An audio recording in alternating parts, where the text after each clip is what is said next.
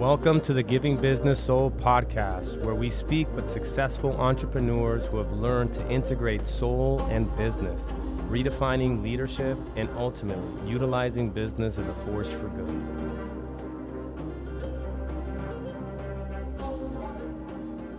To this, man. Well, first off, bro, thank you for being here. Thank you for making your way down from Vegas. Yeah. I had the pleasure of sitting here with Juan Lopez and a great producer, a great friend at this point. And, you know, obviously, I think when with Giving Business Soul, we have all sorts of people come in from all sorts of walks of life. You know, we just had a previous guest on that sort of came into all this because he had already kind of gone down like the medicine path and had already kind of done a little bit of like internal work and, you know, and I was able to kind of really assist him. You came in very different though. Yeah. You know, I think that was a really interesting interaction. I never really take, you know, the times that I connect with people at all coincidental. It's like there's always something that starts to kind of happen. And I think in your situation, it's great. I'd love for people to really hear your story because I think it's a story that I think a lot of people can relate to. Your story is very similar to mine, minus the cancer, bankruptcy, and divorce in the sense that, you know, I was very similar to you in the archetype of like, I'm just working my ass off, trying to get to the top, trying to get there as fast as possible. And I didn't really understand that there was a different approach. Life had to really take me through a series of humblings in order for me to discover this inside out approach. And with you, it was different. I mean, you were literally scaling to the top. I think what you've done, and I want people to hear kind of a little bit about your real estate career, what you've been able to accomplish at such a young age. But I think maybe I might have come into your life before, you know, maybe some of those things might have occurred because I think you have a great destiny. You know, I think I told you that very early on. You got the it factor. Yeah. Some people have the it factor, some people just don't, and that's okay. And everyone's coming in with their very specific thing. And I saw that, and I'm like, man, this guy's gonna do some stuff. And then we got introduced by coincidence, you know, I had, you know, air quotations, and we had one Zoom meeting. And in that Zoom meeting, you felt something. It was like, this is interesting, you know, character here. And, you know, I had an event, I think, the following few weeks, and you saw that, and you ended up flying in from Vegas. And I thought what was interesting, too, which I'd love for you to share, like, the energies was trying to keep us apart. Yeah. You know? Oh, yeah. You know, the airline it was like, it ain't working, you know, and you're about to... I almost didn't make it. You almost didn't make it. Yeah. And what's crazy, it's like, if you didn't come, who knows Where I would you be. know, because I think sometimes the way I see energy, it's like, you know, when two great people are supposed to come together to do something fantastic, there's an oppositional force, an invisible force that's trying to, you know, kind of not let that happen. So with that, I think let's jump us in, man. Tell us a little bit about your career, and then we can kind of, you know, get going where you know, the airplane shenanigans were happening before you came to the Ascension Summit. Yeah, definitely. So, so kind of like summarizing what you said, I kind of started off like most, like first generation, you know, Americans. My parents are from Mexico. They migrated here to the States, showed us values as hard work, you know, do what's right. And that's really been something that I did take with me, and it's helped me a lot in like on my real estate business. I started that when I was 21. I'm 30 now, so I've been in real estate 9 years. And right when I started at 21, I do remember that I had my test that I was doing, and on the second try, because I failed it the first try, you get to take two, state and a national. Yeah. So I failed. I can't remember if it was a state, passed the national, and the second one, I was like, you know, I was praying to God. I was just saying like, God, please, if you help me pass this exam, I promise that I'm gonna take care of my family. Wow. You know, I'm gonna try, like work my hardest, and I'm gonna make everything in my power, like all my will, to be able to succeed. Right. So, kind of made that promise to God if He helped me with the exam, and that I had that driving force when I started, because my whole thing was I want to provide a good life for my family. Yeah. You know, I wanted to be that person that was able to like support and be able to like show everybody like, hey, Juan's doing it. Yeah. And now looking back at it, like I kind of understand why it worked out, because I was trying to prove myself. Sure. And that kind of goes hand in hand with the work that we're doing, Yeah. because now I understand that if I didn't have that, it was actually a gift, right? Because if I didn't have that, I may not be where I am. So sometimes the traumas that you Yes. go through as a kid help you become who you are. So I'm grateful for everything that I went through in the past. I'm not like angry or bitter about I anything. love that. Now I kind of see it as a gift, you know, because Mm-hmm. of the work that you've helped me with. And yeah, I had really good success. First full-time year, because I started 6 months and I did it part-time. Mm-hmm. And then I finally took the leap of faith and just said, okay, I'm going to try it for 6 months full-time. If I don't make it, I'm going to go back to the casino industry and, you know, go back. I was a housekeeper, Mm-hmm. and then I became a houseman, which is just like they kind of assist the housekeepers with their chemicals. Got it. For 21, I was making like $23 an hour at the time. It's not bad income. You Yeah. know, it's what most of my family made. So Mm-hmm. in their eyes, it was good. But I always wanted more. You know, I was like, you know, I feel like I can do more. I can do more. So I wouldn't stay at a job and be comfortable. I'd probably stay at each job for maybe 2 years, and then always, okay, where can I get paid more? And so I moved up from doing like retail at $16 an hour. Then I went to Nike, $18 an hour. And then I was like, okay, this isn't enough for me. I need to make more. So then I didn't care if I had to clean rooms and like scrub toilets. I'm like, I don't care. I need to make more money. So then I went to the casino where they paid 23. And I was like, at that point, I'm kind of like now, I'm like, I don't care. Whatever I have to do, just tell me what I need to do to make what I want or accomplish my goal. Yeah. So that's always been the same. And then when I got my real estate license, it was like out of nowhere, because I was working at the casino. I was cutting hair, and it wasn't You enough. have the talent of cutting hair. Yeah, I was That's awesome. I was a barber unlicensed barber for 4 years. That's cool. So I was just cutting all my friends, family, and then I ended up building like a pretty good clientele of people. Yeah. So like I would get off work. So I'd work 9 to 5, come straight to the house, and people were already waiting for me Oh my at my house. gosh. That's cool. And then I would cut hair from 6 to pretty much 11 or midnight. Oh my every day. gosh, Yeah. dude. And then so that was a good side income, but I knew that wasn't sustainable. I was Sure. like, okay, I can't work like from 9 to 12 every single day. 15 hours a day. Yeah, so that was good for maybe a year or two. And then finally I was like, I saw somebody that was getting their real estate license at my same work. And kind of to rewind, I already had a seed of real estate because I had bought my first house when I was 18. Wow. Yeah, so I bought my first house at 18. Damn, you beat me. Yeah. I did it at 19 years and 3 months. Oh, And I really? was like, man, I thought I had a pretty good Yeah. record. You got me at 18. How many months were you? 18 what? I was like probably 18 and a half or so. Because you know how you need the 2 years of tax returns? Yeah. So I had already been working since I was 15 and a half. Right. Wow. So I already had 2 years of tax returns. As soon as I got into the casino job, maybe like 3-4 months in, I was like, perfect. I just need full-time pay stubs. Yeah, that's badass. And then I had the 2 years of taxes. So I was like, I want to buy a house. And the only reason I bought it that early on is because I read the book Rich Dad Poor Dad Oh my God. when I was 17. That's amazing. So I read that book. It got real estate on my mind. It helped me understand, hey, I want to buy assets, not liabilities, right? So that's the main thing that I got from the book. Wow. So then I'm like, as soon as I could, if I can qualify for a house, I want to qualify for a house. And so I was able to buy it right at 18. I saw my realtor, you know, she was like maybe in her 50s. And I was like, man, she must make good money, because my mom cleaned her house. And it was like, at that time, it was like a $600,000-$700,000 house in Tuscany in Vegas. And so I was just like, I went to her house and I saw it, and I was just like, okay, real estate might be a good way to make money. You were so observant. You were just scanning, like, how do I do this game? And so I bought the house from her. cool, did the transaction. And then I wanted to do real estate, but I never took the initiative to do it.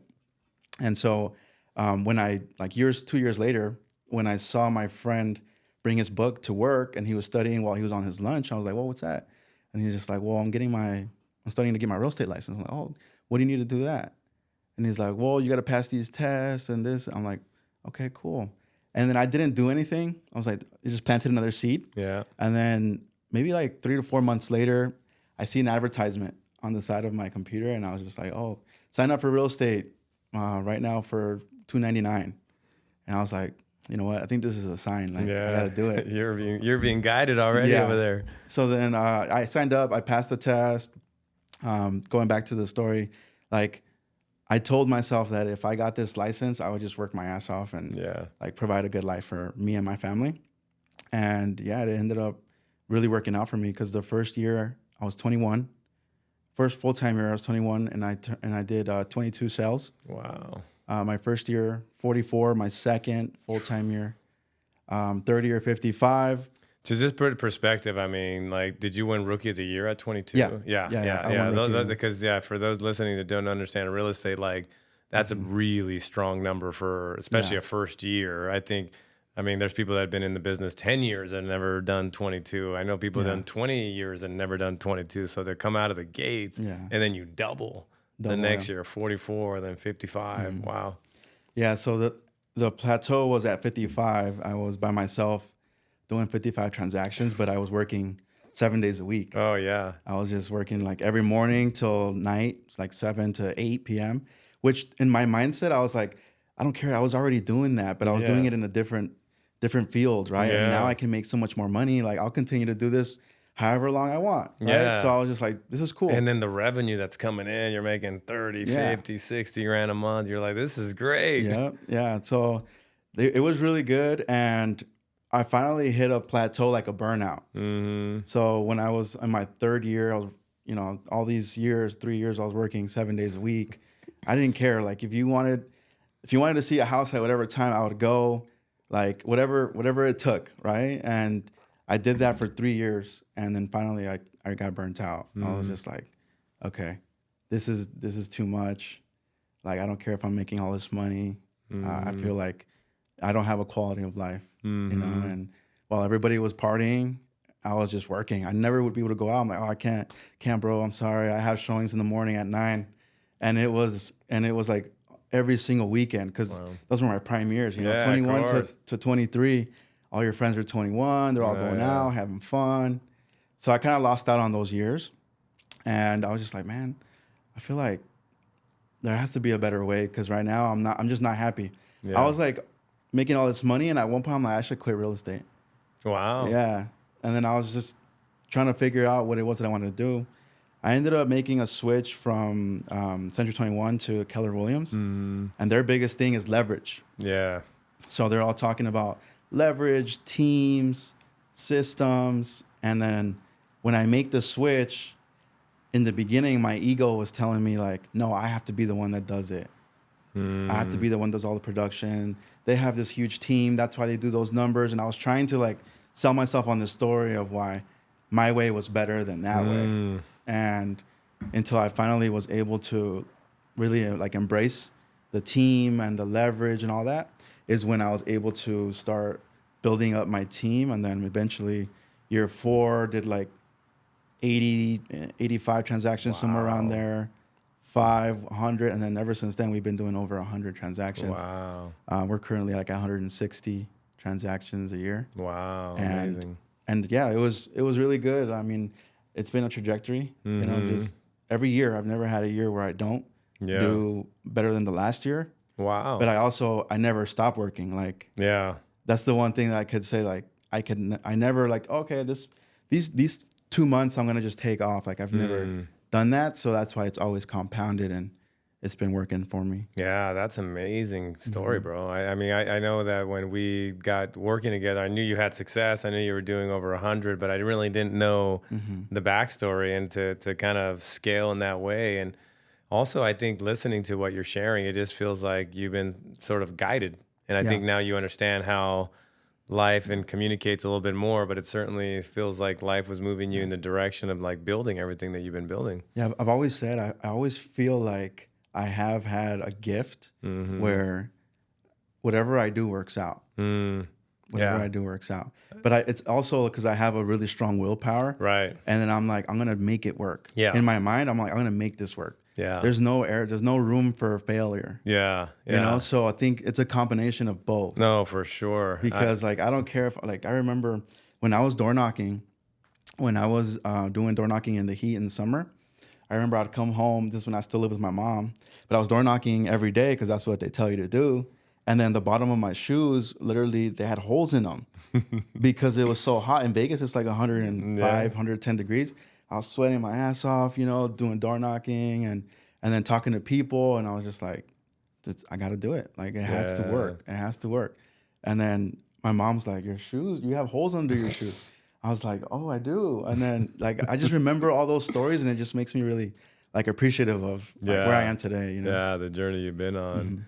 That's great. Yeah. And I mean, I feel like, you know, you got on this great trajectory. You got put in the right places at the right time. I think obviously learning leverage and learning how to build systems and teams obviously moved you to an entirely different category.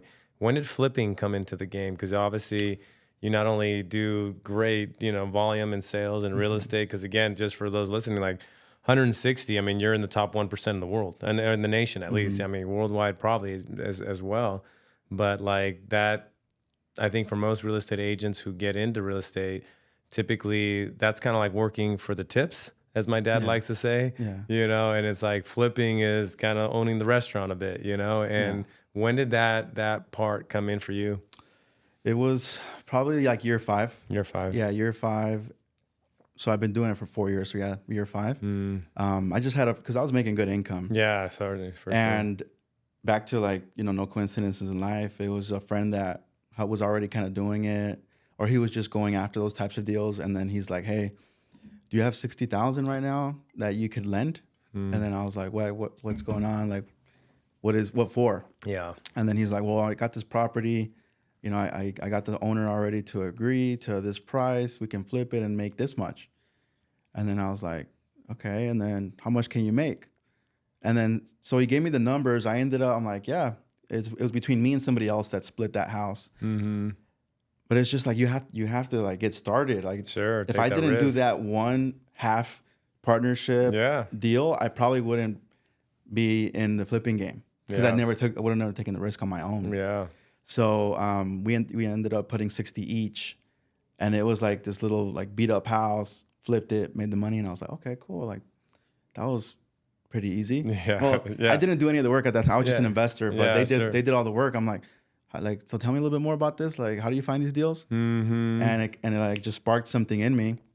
And after that, we did another one together, and I partnered up. And I was just I started off as a lender in a way. Like I was just kind of an investor. And then after that, I just, you know, continued to learn about the business, kind of saw what they did work-wise, listing it. But most importantly, I'm like, how do I get these deals? And then I just focused my time and energy on figuring out how to learn all I could on the investment side. And kind of like I do with your work, you know, just take a whole, when I dive in, I go all in. Like, I don't just half-ass anything. No. Like if I really am interested in something, I just go all in, and I just YouTube every day, bought courses. I went to Florida for like, I went with a buddy, and we spent like $30,000 just for like 5 days of training from somebody who was doing it at a really high level. And I was just like, holy shit, like, damn, this is a whole nother world. So now I started flipping. I don't do as much wholesaling because I flip most of them.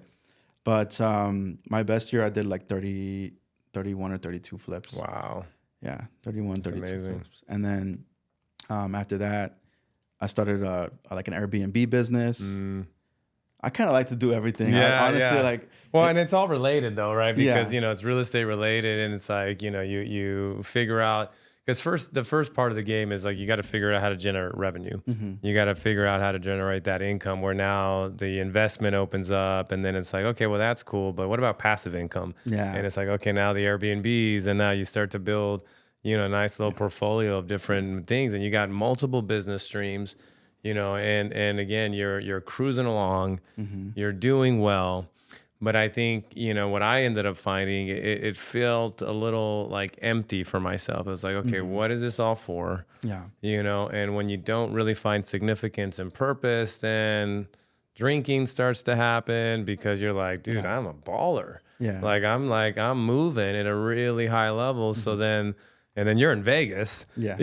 so that becomes really easy to open up that doorway. Mm-hmm. And then, but obviously it's like at some point the zeros in the bank account go, okay, well, what's really all this Yeah. for? So maybe share like what's happened, now that we've come in Yeah. contact, what's transpired in your life since then. Yeah. So when I met you, I mean, I didn't think anything was wrong. I thought I had a great life. I was like, making good money, what I thought was happy. But yet, when I started talking to you on that Zoom call, I was very intrigued with some of the stuff that we spoke about. I'm just like, man, I feel like Francisco has something or knows something that I don't know. And I didn't know that I felt empty until after we started doing more work. Because what I was doing at the time was, I was making great money. I had power, Yep. success, Yep. some like, I wouldn't say fame, but people know who you people, are. you know who you are for Yeah, sure. they know who you are. So sometimes that could get to your head. Yeah. And for me, I did feel like I had like a ego where it made me sometimes like if you're not with me, like get out of my way, and then I would just plow through some people and just kind of like, okay, like you're either with me or against me. If not, like get out of my way. I was just so focused only on like getting to the next level, And with that willpower that you have, like, because I know that willpower Yeah. very well. It was like before Francisco was like, if this wasn't helping me, like, get out of my way. I'm going to the top because I got willpower. Yeah. I got gears. Exactly. And it was like, it sounds like you were in that same boat. Yeah. Yeah. So like it was just like I wasn't really taking people's, feelings into consideration. It was all about me. Yeah. And if you're not helping me, like please, like I wouldn't be rude, but I would just be like, okay, like just I wouldn't pay attention to anybody that wasn't on the same track as me. And so I even saw it like become an issue with my relationship too, where I wasn't really understanding. It was just my way. Like if you don't like it, get out of my way, or like find someone else. And it was I just know that if I probably didn't meet you, I wouldn't be in my relationship, and I would probably at some point lose a lot of people because of it. Sure. And maybe even like, have a failure in business, Right. kind of like what you stated about. It's interesting. I think one of the famous investors, he's the partner, Charlie Munger. He's the famous partner of Warren Buffett. Yeah. And he just died. He died like at 100 almost, or 99. He was an old guy. But he says the three big mistakes business people make, it's essentially how they come into failures is ladies, leverage, or alcohol. Those are the three, big failures that end up that could cause failure. Yeah. Ladies, alcohol, or leverage.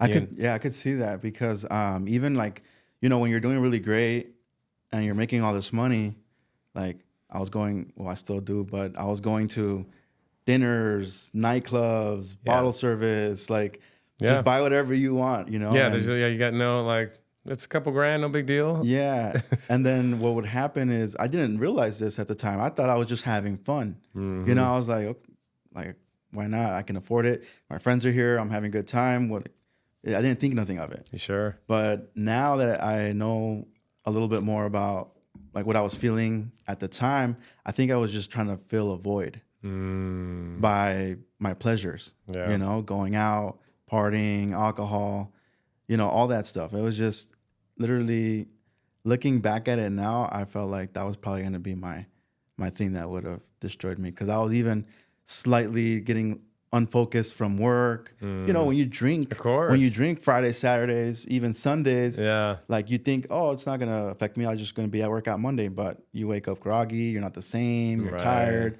You know, if you're doing prospecting, well, you got to have high energy. You got to be sharp. You got to be on point at all times, and you don't convert the same. You don't talk the same. Like a lot of things slowly Yeah. were like starting to affect the business. So I did see a big shift when we started working together, and you know, with the no drinking Right. and just changing my lifestyle. It's not only helped me like physically, I feel better, but also just in business, like doors have opened that Yeah. I didn't even look for, and they're opening on their own. That's crazy, right? Yeah. How it just starts to like, it just like people sometimes, you know, because I try to language like what this work really does. And Yeah. it's like to like really trying to make it sound practical, but it's like on some, you know, it's like you're just going to see things you never saw before. It's going to feel like magic and coincidence. It's like, come on, Francisco, you know what I Yeah. mean? But you're a great testament to that. But let's rewind just a little bit. So we have that call, and then all of a sudden you see the Ascension Summit. And you say, okay, this is interesting. This guy's holding something. I'm curious. Yeah. Right. And then you and Catherine, you know, Yeah. decide to come down here and come to the Ascension Summit. What happens on the way in? And Oh yeah. Yeah. So once I buy the tickets, I tell Catherine, I'm like, you know what? I'm gonna go to this event. Do you want to come? And then she's like, yeah, I'll go. What's it about? And I was like, I met this guy. You know, we had a Zoom call, and it's about soul development and personal development. I didn't even know how to explain it, to be honest. Exactly, yeah. I was just trying to explain it. It's a personal development event. yeah, exactly. And so, you know, she likes that stuff too. So we fly down here, but on the way here, there was a few things that went on. I mean, first of all, did we miss one flight? We missed the first flight. So we were going to bring our dog. Yeah.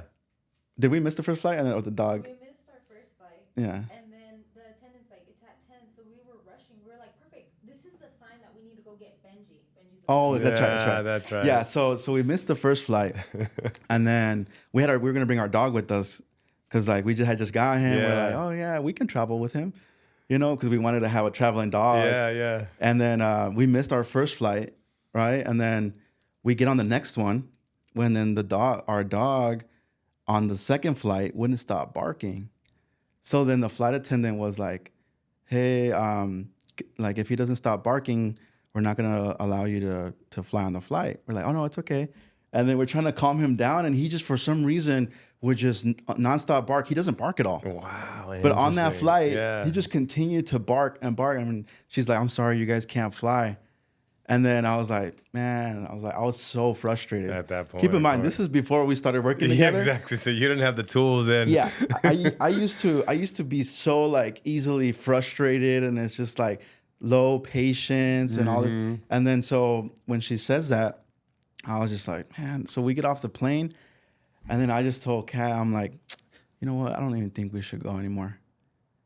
And then she's like, really? I'm like, yeah.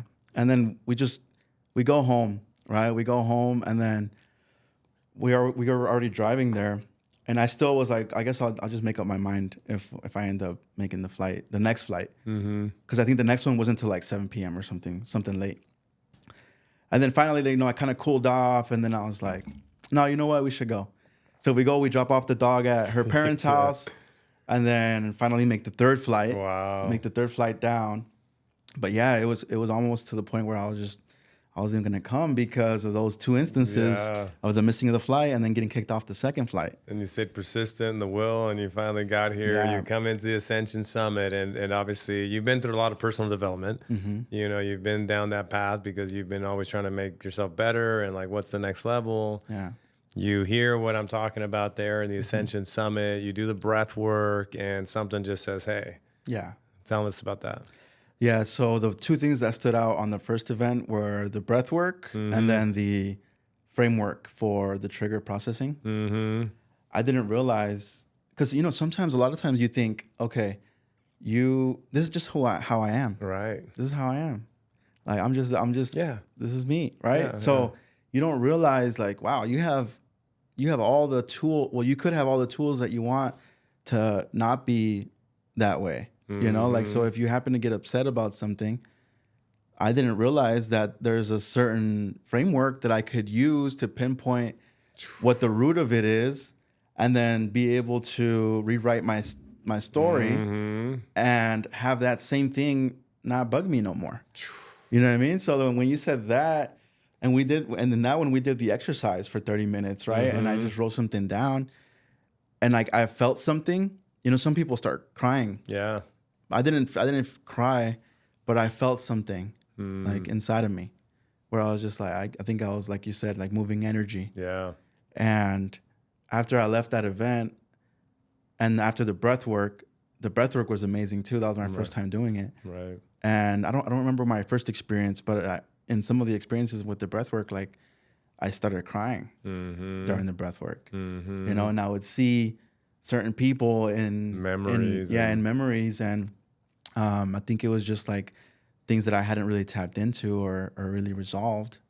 And so those two things, the first event, were like, okay, I want to learn more about this. You know, and after that, I think with just those two things is what up till now I feel like it's been really helpful. Well, and I think you approached it very similarly to how you've done everything else. Like, it's like, okay, I'm curious now. Like, I can essentially begin to uncover a lot of these things that were hidden inside of me that I can resolve, so that I don't continue to run the same patterns, the same reactions. Yeah. And this will actually allow me to kind of find fulfillment, find peace. I'm in. Yeah. And you were, one of the guys who rose their hand is like, I'm in.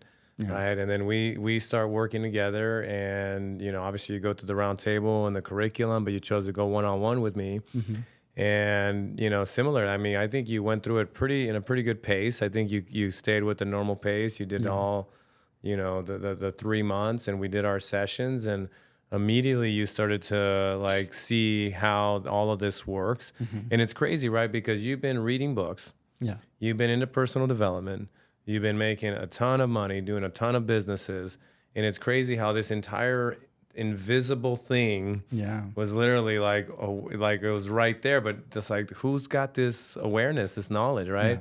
And all of a sudden you get delivered in, and, obviously you complete the round table, but you've obviously chosen to go deeper, which is customary for you, and you went on the path of the merchant. What is this world like now? Where it's like, I didn't even know this paradigm existed, where there's an evolutionary paradigm where it's like, it's not just about like reaching new levels in business, but actually about sort of working from the inside out, addressing these things and actually evolving to the next level. Yeah. And like, what is that paradigm? Because I know we've had, many conversations. It's like, this shit's amazing. Like, it's like this is like a never ending, pathway. What is it like to be on this now?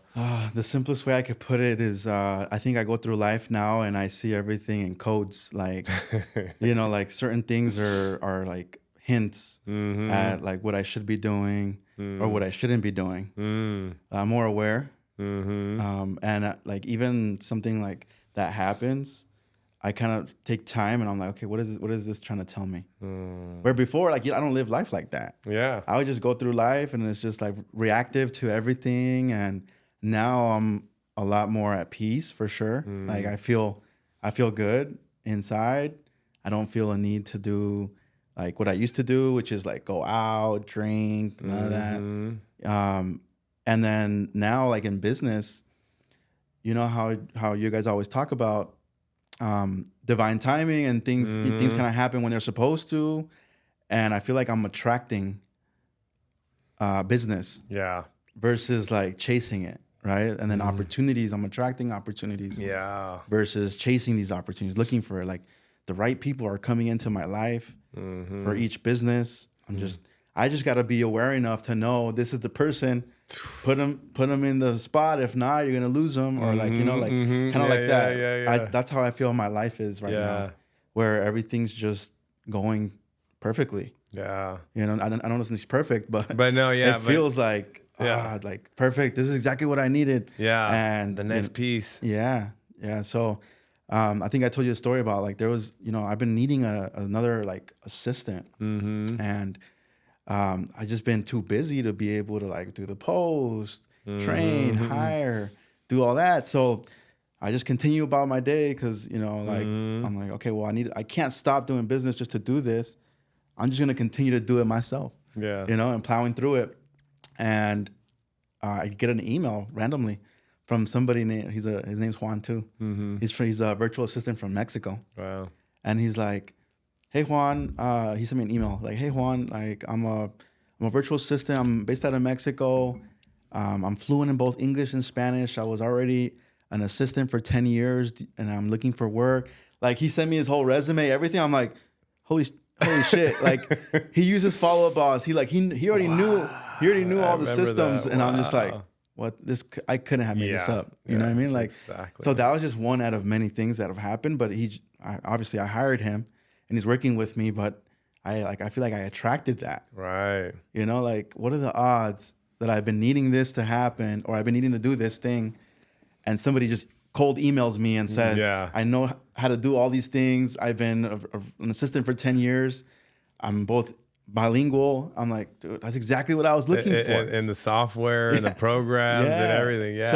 So that was one thing that was just like blew my mind. After that, I was just like, all right, I know this is real. Like I gotta just Yeah. do more of this. you Yeah, know? yeah, because it's like I say that with Jose. It's like, how could I ever found Jose? Like try to it's just would have never happened.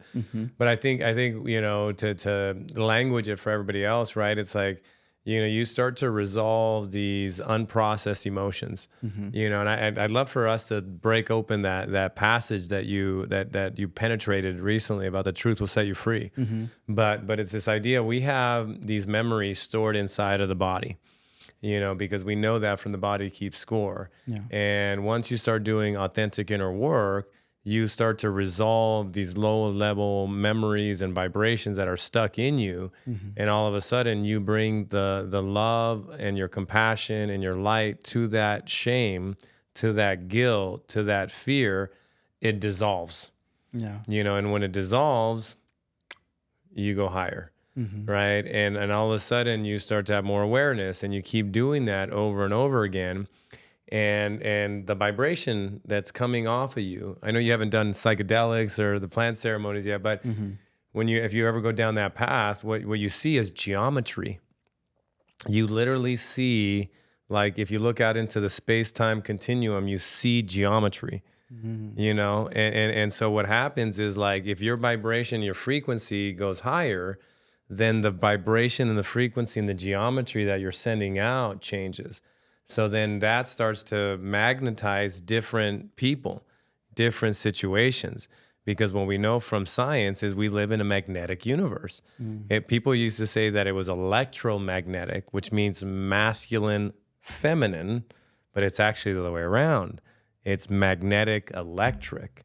Everything starts from the feminine, right? And so when you start to increase that vibration, the magnetism starts to bring in these magical situations, Yeah. that you're holding in your mind that you'd want to have happen, but I don't have time. I don't know when. Yeah. And then all of a sudden, zoom and zoom, and all of a sudden it's just kind of like, that it's somewhat magic, It's like you in a lot of levels. Feels like that. It feels like that. It's just, how else do you explain that a guy in Mexico with your same name, and it's an email that you would even read, because most of the time that's junk email. And it's like, I read it and it's like, what? And it just turns into, and then he joins and it's like, what a relief, right? And so I love that you're experiencing that. And just to kind of, that's why I think for us, and why it's taken a bit to like come out, because it's like, how do you language this? How do you really share this kind of stuff with people? And I thought that the best way to do it is just demonstrate it with people that say yes to this program, and let them do the talking. Yeah. And let them kind of be testaments to this. And, you're a great testament to it. And, one of the things that also starts to happen, I think I was sharing this with you, where like, as your awareness expands, you start to have more command of language. You start to penetrate things differently, because you run it through a different filter, a different framework. Like for me, I move a lot of things through energy, vibration, and frequency, which is what Tesla says are the keys to the universe. I run it through the map of consciousness, right? So I start to see things through those lenses, and all of a sudden, some passage that I've heard a million times, all of a sudden, I'm like, oh my God, I know what that means now, you know? But if you don't have, you know, these frames, these paradigms, these things that have been actually, like you said, like there's codes everywhere, Yeah. you know, and now you start to, It's fun. Yeah, it's kind of fun. It's like a is video fun, game. Yeah. Because now I want to learn more and want to decodify Yeah. things. So like with the truth shall set you free from that book. I love that because you brought that out, and I was like, you know, I had seen it from another lens, and then when you brought it, I was like, that's perfect. That's exactly it. Because I mean, I've heard of it before, and when I read it, and that was in Law of the Light, I think. Yeah, it was in Law of the Light. Saw it. The truth shall set you free, and I think I was in a different headspace than if I would have read it before. It would have just gone right over my head. Yeah. But I was just like, I wonder why that was so important in that particular like sentence. And then I was just like, well, I think it's because I experienced it in my life, and that's why I interpret it like that. Because, like for me, like you know when you lie, and you have to cover up lies, and you have to like you kind of feel ashamed, you feel a little guilty, and those are low vibrational states of consciousness, right? Right. So then I just put two and two together. I'm like, well, the truth shall set you free. Like when you're telling the truth and you're honest, like you obviously feel like you're in a higher vibration. And I think what they meant by that was just like, you know, regardless of what the outcome is, always tell the truth. Yeah. And you'll feel better. Yeah. You know, you'll feel free. You'll feel free. Yeah. So then when I told you about that, I just kind of ran it through some different things that you showed us, you know, and I think that's really important for everybody, is just the fact that, you know, being conscious that most of us do stay in we stay in like a fear state of mind. Yeah. And we don't even know it.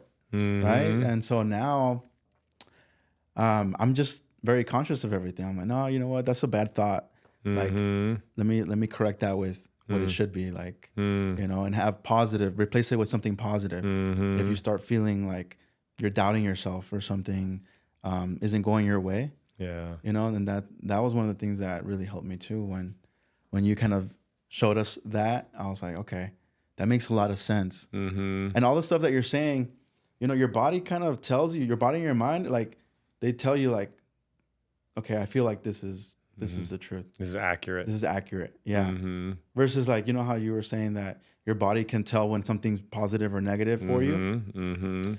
Yeah, I think it's true. Like I always call it my intuition. Right. Because I feel like I have a strong intuition. Yeah. But I'm sure it has to do with what you're talking about. It's like your body naturally will be able to tell you what it feels is right and wrong. Yeah, I remember when I shared that frame with you, where it's called behavioral kinesiology, where they do muscle testing, and the book Power versus Force, where the entire map of consciousness originates from. Dr. David Hawkins runs muscle testing to test whether something is true or false, and the premise is that if something is true, the body goes strong, and if something is false, the body becomes weak, you know? And so once I understood that, then I was like, well, then, I mean, I can go into a grocery store, you know, and it's like, is this good for me? You know? And then I started doing that. And I started doing that everywhere. And I know you and Catherine been to my house, but it's like, there's nothing in my house that hasn't been muscle tested, and it's uplifting.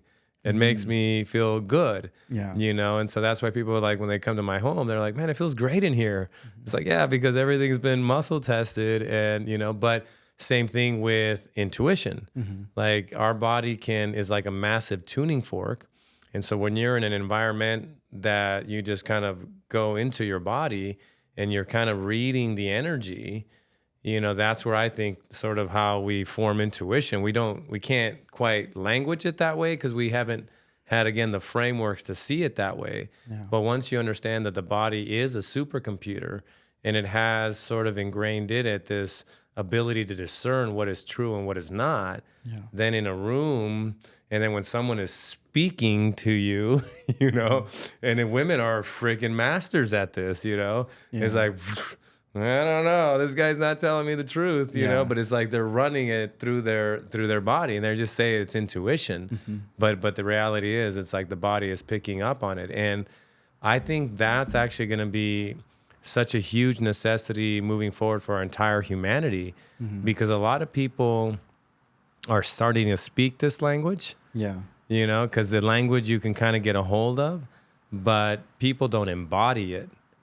You know, they can speak it, but it's a whole different game to actually conceptualize the language and then start to walk with it and do it long enough where you maybe earn the ability to kind of like share it from a teacher perspective. Yeah. You know, and so you know me enough to know that like I've been walking this for a long time before I started saying, "Hey, I look at what I discovered here." Show. Yeah. It's like I wanted to like literally have it be fully ingrained in me, and like this is a superpower as you're starting to see. Yeah. You know, and I certainly recognize you as you know somebody that's holding that merchant archetype. And one of the characteristics of the merchant archetype that I'm writing about in my book, I used to tell my kids this, you know, because I'm like, you guys are merchants, you know, and then we you know, they'd be 10, 12 years old. They don't know what the hell I'm talking about, you know, merchants. But I would tell them, like, wherever we go, you just draw in energy, you know, because you're holding a higher understanding, a higher awareness, vibration, frequency. Yeah. So we would go into a restaurant, you know, and then we just sit there and I say, watch, you know, and then, you know, later on, all of a sudden tables start coming, you know. Oh, yeah. Yeah, and all of a sudden it starts getting busy. You know, now there's like, Dad, look, the power of the merchant, the power of the merchant. But to your point, you know, it was like what you said earlier, was like, you just kind of feel like wherever I'm at, good things are going to happen, Yeah. you know, and it's like, no matter what business you put me in, I'm a merchant. Yeah. It's gonna not only because I have willpower, because willpower, what it is, it's your ability to generate. You know, it's like you can organize your mind, your emotions, your body in a direction into the field, and it starts to generate. And it's really the highest form of manifestation. Yeah. But when you don't align your physical, emotional, and mental bodies in goodness, I don't want this power in the wrong hands anymore. You understand? Because when you're still wounded, you know, and you still don't have good desires for humanity, you know, and you just want to just build the empire Yeah. out of ego, out of wounding, and it's like this is great power, and with great power comes the idea of great responsibility. So now that you have always known that you have that power, but now you're cleaning up your emotional body and you're starting to say, hey, I want to anchor my organization in something greater. Yeah. Not just like I want to just keep climbing the mountain of financial success, but I want to do good shit for the world.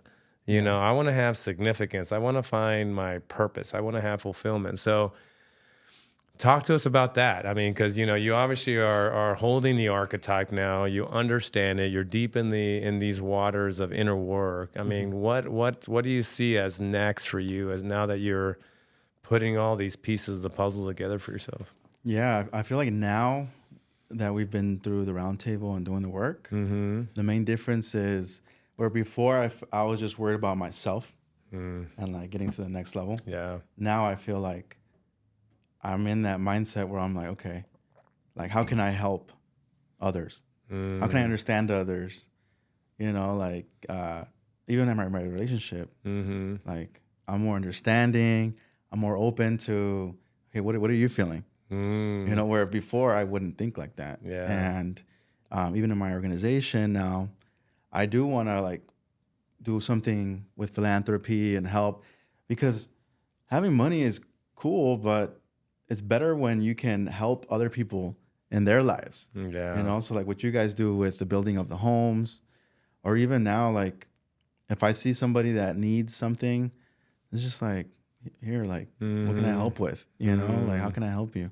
And I have that giving mindset where I think I had it before, but it wouldn't be nowhere near to what it is now. Yeah. Like, because before, like, if I saw somebody that needed money, let's say, I'm like, all right, well, you know what, $20.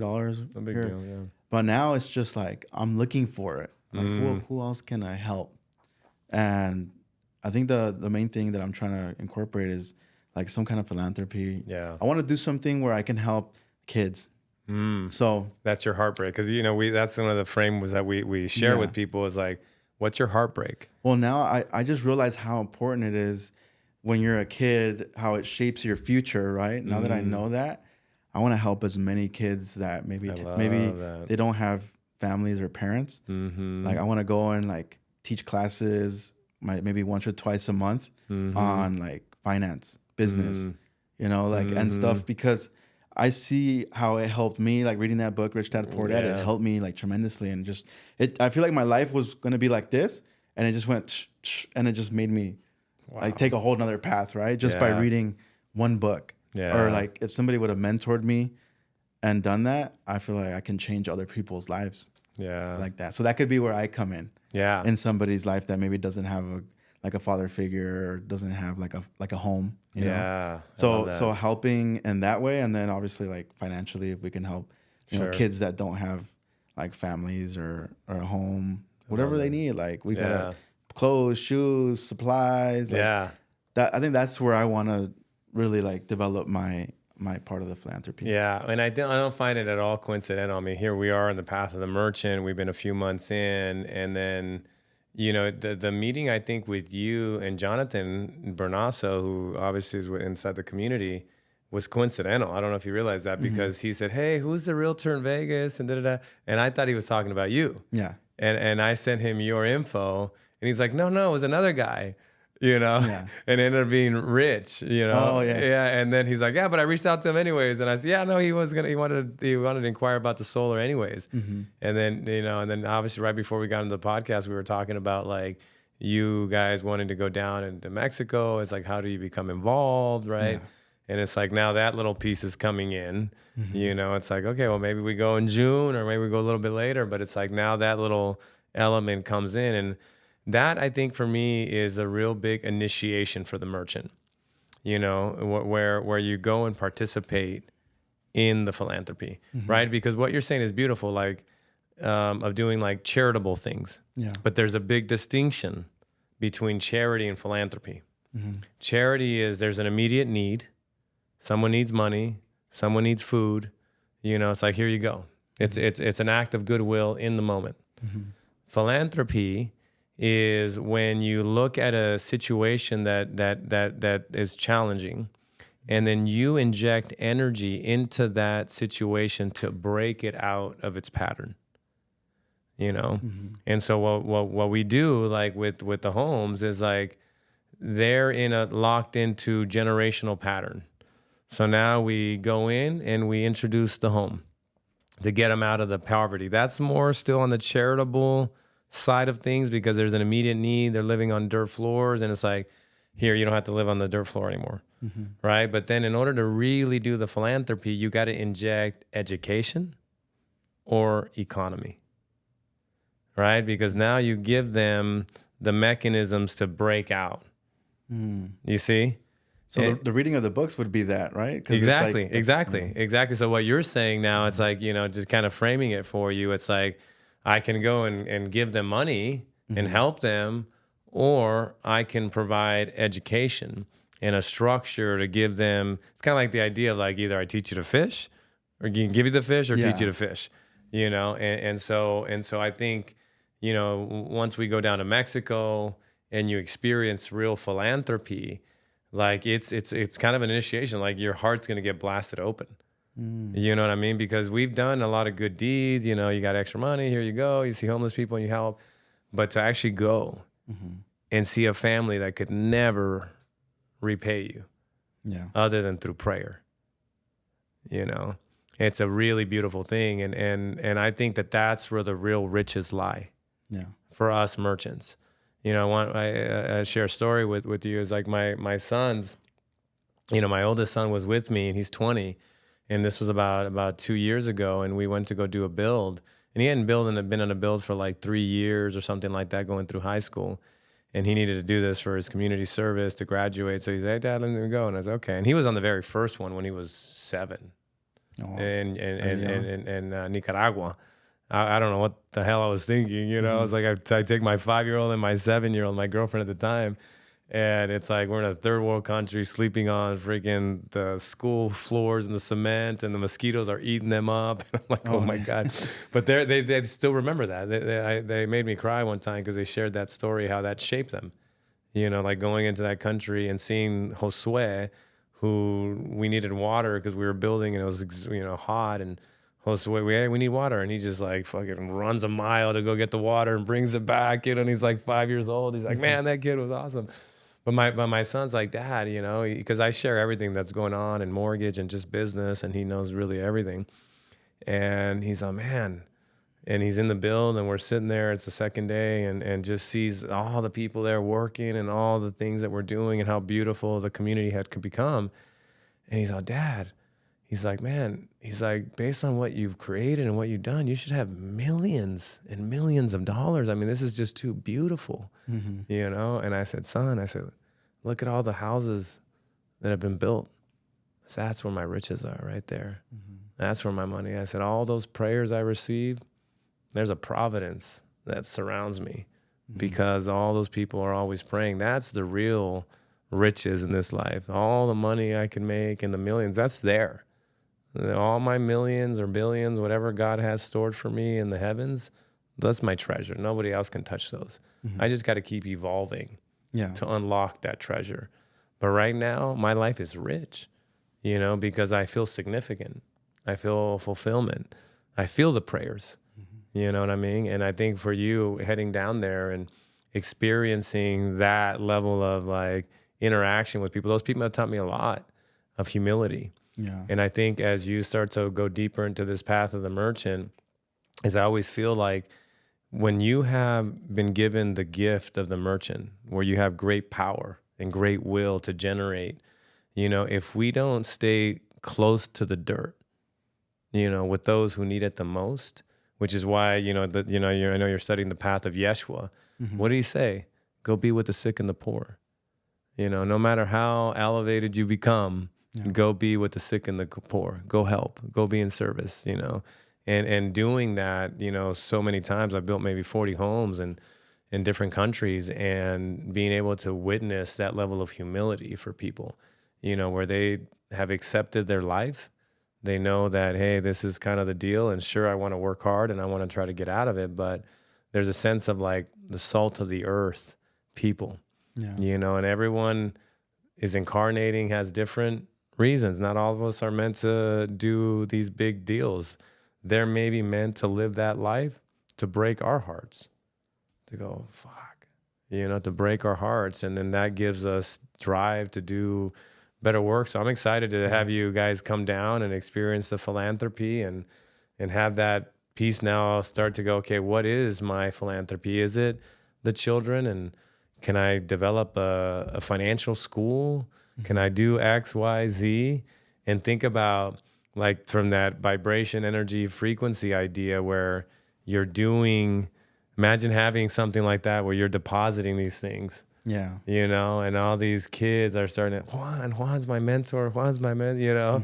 And it's like, man, when you need fucking inspiration, I mean, imagine that level coming to you. Yeah, I feel like that's going to be a big part of somebody's life, you know, because schools don't teach you anything about business or finances or nothing. So if I didn't pick up that book, I would have never even known about the importance of investing and being smart with money and continuing to reinvest, and whether it's in your business or whatever the case is.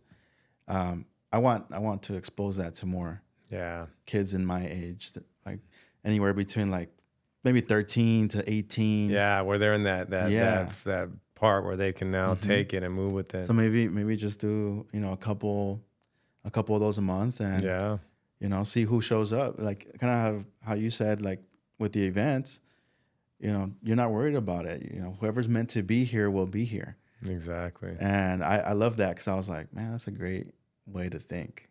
Yeah. And now I know why, you know, because what's meant for you is going to be for you. Right. You can't miss it. No, exactly. You know? That's cool, man. Well, I'm excited, bro. Yeah. I'm excited for what's coming for you. I mean, just the work that you've been able to do in the last 6-7 months, to see the beauty that's starting to like unfold in your life with your relationship with Catherine, you know, your new home, you know, the business and new relationships, all of that. And it's really just the beginning, you Yeah. know, and you know, now as you integrate philanthropy, integrate all these things, I'm excited to watch. Yeah. I'm excited to witness. I'm excited to be by your side and go, yeah, let's keep moving this philosophy, because I think as other entrepreneurs see how you're doing it, and you're already kind of like got some, you know, people eyeballs on you, they're going to say, well, that's a really interesting approach. How about I try that?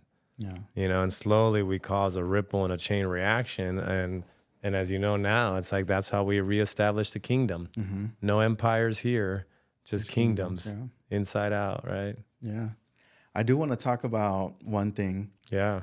that I think is important, because it helped me a lot, and I want to be able to like ask you the questions so you could, Yeah. you know, share what you shared with me. But you know how most people, when maybe they need help with something internally, they'll lead to like alcohol, like any addiction, like alcohol, women. People have all kinds of addictions, right? So you had explained something to me when you were saying that it's just you don't know how to process emotions. So you try to escape it and go to that thing, whether it's like, you know, alcohol, woman, drugs, whatever it is. Food. So yeah, food. Yeah. So if you could like talk about that, that'd be huge, because that really helped me, and I want to be able to share that with Yeah, well, everybody. thank you for bringing that up. Let's see if I can pinpoint it here. But yeah, I mean, you know, I think one of the things we share in the round table in the emotional intelligence thing is that anytime we have unresolved material, it's always going to surface through triggers. You know, and what we're starting to come into as far as human awareness is that the information coming out of the emotions is actually evolutionary. And instead of just kind of not understanding that and then just reacting to it, and because it's painful, as you know, and it's like the normal thing we want to do is just numb it for the most part. You know, we take to these things that kind of make the feeling go away. We typically either repress it, we deny it, or we project them Yeah. unto others and unto the most that we love the most. And instead of really taking that approach, it's like, you know, kind of taking that step back and going, let me take that trigger. Let me see what is being shared and the knowledge and the information coming out of me. And let me process this. You know, let me look at where the roots are. You know, where of my initial traumas that I took on growing up, where's this coming from? Yeah. You know, where's the origin of it? And once we start to see the world through the lens that we are a soul that is having a human experience, and the reason that these things are surfacing because it's God's way of communicating. It's saying, hey, we want to take you to the next level, Juan, but in order to do that, I got to keep bringing these events until someday you wake up enough to go, these things are not just happening. They're actually, I'm doing it for you because I want you to like wake up. Wake up, wake up, wake up, you know? And I think once we start to have that paradigm shift and start to see the world through that lens, like you said, it becomes kind of like a video game. It becomes really fascinating. It becomes like kind of very like there's a sense of adventure. Like where before these things would happen, oh, that's just me, or these things just happen and we're being victims. But instead, like the emotions actually hold the keys to unlocking these next levels. And I think once you'd have to, you know, obviously coming into the community through the round table, but we actually have a name for this now. We call them the integrated transformational frameworks, right? Giving business souls integrative transformational frameworks. And when you have these frameworks and you can run them through and start to resolve these different things and move us to, you know, a greater sense of peace, you know, and then everything starts to magically self-organize itself. It becomes a really beautiful life. So I don't know if I hit it, but you know, I think maybe I give it a good shot. Yeah, no, that was good. Yeah. I felt like I didn't realize that. And before, like me going out, drinking and doing all that was just unresolved things that maybe I was just trying to avoid. Yeah. So, yeah, I just feel like a lot of people struggle with the same thing, and I just wanted everybody to hear it from you, Yeah. to be able to know that, hey, maybe if I'm on the same path, maybe it's something that I can work on Yeah. internally that will help with that. Yeah, yeah. Thanks for bringing that up. But for sure, I think, like you said, it's we deny it, we repress it, or we project them. Mm-hmm. That's typically what we do with emotions. And to your point, there's another way, Yeah. and that's the share that I just did. But just saying, hey, and that other way, literally, will shift your life in ways that you never imagined. And it's all right there. Yeah. It's all right there. This pathway to embodiment, self-realization, enlightenment. Mm-hmm. You don't have to go pray in the ashrams. Yeah. If you're an entrepreneur and you're listening to this, it's like if you chose to be an entrepreneur, it's because you wanted an accelerated path into the higher states. Mm-hmm. Because as you and I know, being an entrepreneur, there's all sorts of emotions, that are always surfacing. Mm-hmm. And it's like, and once you get the framework and you start to run them through, it's like, Mm-hmm. man, I can move quick. Yeah. Yeah, because I mean, we're always reactive to everything.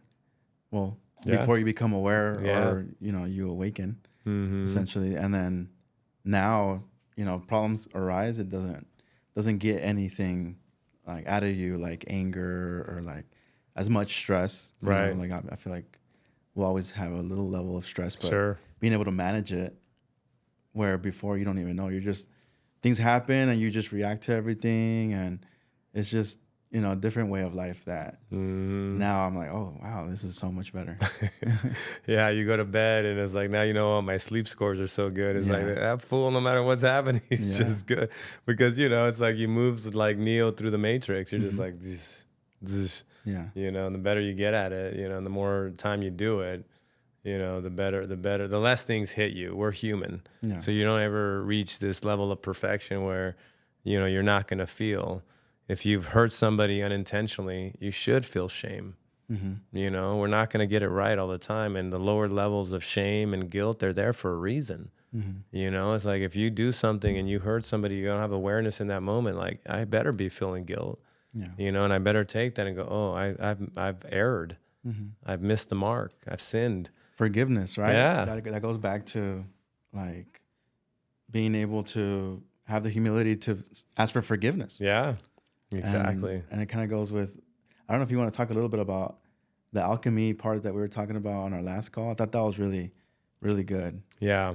How Jesus would take hatred and betrayal and alchemize it and then turn it into love. Yeah, that's a great visual too for people, is that, and on the human journey, we're constantly experiencing betrayal. Like, I think why I love to teach the merchants the real path of Yeshua in the Aramaic understanding, not the normal one. And when you see what and how he did things, and then again, understanding energy, vibration, frequency, consciousness, and these things, it really starts to elucidate, like, wow, okay, I can see what he's doing.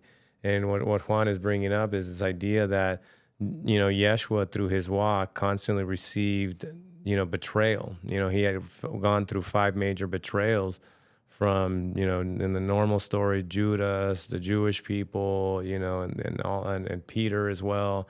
And the thief that he was pitted against, during the resurrection, or during when they crucified him. But what he does is he takes the non-betrayal and he pours in love and forgiveness, right? And he kept doing that. So non-love is a low-level form of vibration, and then he pours in the love and the compassion and the forgiveness, and he dissolves it. That's what alchemy is, turning the dark into light, turning the lead into gold, right? So you're taking the shame and making it into love. Yeah. And he did that over and over and over again, even into the last moment where the spear goes in his side. He's like, forgive them, Father. They know not what they've done. Yeah. Right? That really speaks to the capacity of the human heart to forgive in all ways. Yeah. And through that, well, he's certainly illuminated a pathway to ascend to these great heights. And And I think the better you get at doing that in your life, the less resentment, the less victimization, the more beauty that starts to happen in your life. So, Yeah, like when you shared that, or we were talking about alchemy, I think, right? I asked you about alchemy. Yeah. And then it just clicked. I'm like, oh, that makes sense. Back to the codes, right? Like that makes sense why Jesus was always so loving and forgiving. He was taking all the hate and the betrayal and then putting love into it, forgiveness, and then kind of not really falling into it. Like I think anybody now would be like, well, you betrayed me? Like, exactly. You know what? I'm going to do something worse to you and then retaliate, right? Exactly. And now I'm just like, okay, well, walk like be as like Jesus did, right? Yeah. Do what Jesus did. And exactly. just kind of like whatever. Like they don't know, forgive them. Like, Yeah. And it just gives you this like sense of peace too. Yeah. Just being able to understand that. Wow.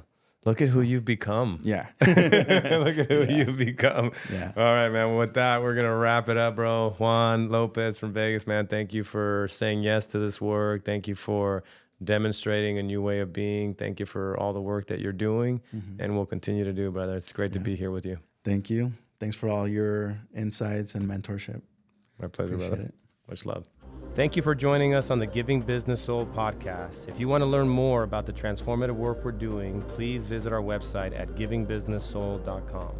Discover how you can make a difference in the world through your business while fulfilling your spirit, enhancing your health, vitality, and relationships. And until next time, stay inspired, my friends.